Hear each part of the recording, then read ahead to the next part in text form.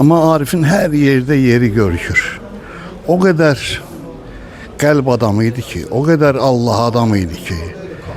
Bilirsiniz, bütün ne diyeyim, bütün o güzellikler ki var hamısı onda cəmlənmişdi də.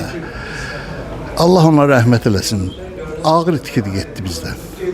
Vallahi mən nə deyim onun barəsində? Onun barəsində dil acizdir danışmağa. Özdəki bənzərsiz sənətkar idi. Heç kəsə bənzəmirdi. Onun bir ayrı dünya baxışı vardı. Şeiriyyata da, dinə də, bütün hər şey, bütün gözəlliklər onda cəmlənmişdi də. Mən nə deyim vallahi? Allah rəhmət eləsin.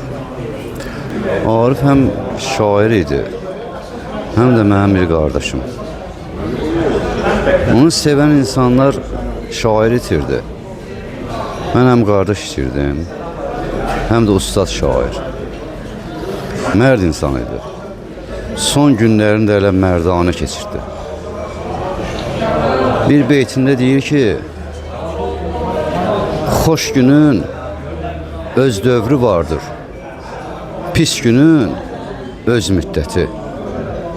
Xoş günü qaytarmaq üçün pis günə yalvarmaram.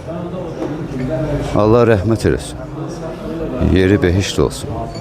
Gözəl şair, gözəl qardaş.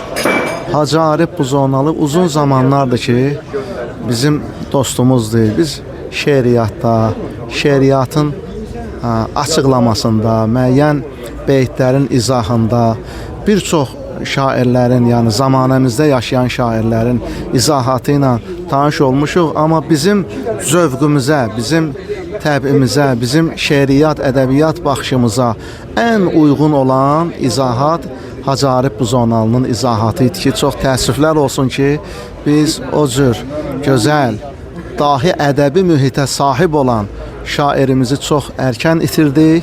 Allah ruhun şad eləsin. Hacını itirmək yəni bizə də çox təsirli oldu, hamıya təsirli oldu. Bizə də qismət oldu ki, biz onun bir gecəsində yubiley idi, səhv eləmirəmsə. 50 illik yubileyində Mərdəkanda Mədəniyyət evində bizə havalə eləmişdi. Gecə keçirtdik. Nə xoş bizə ki, elə gecədə biz də iştirak elədik. Allah rəhmət eləsin.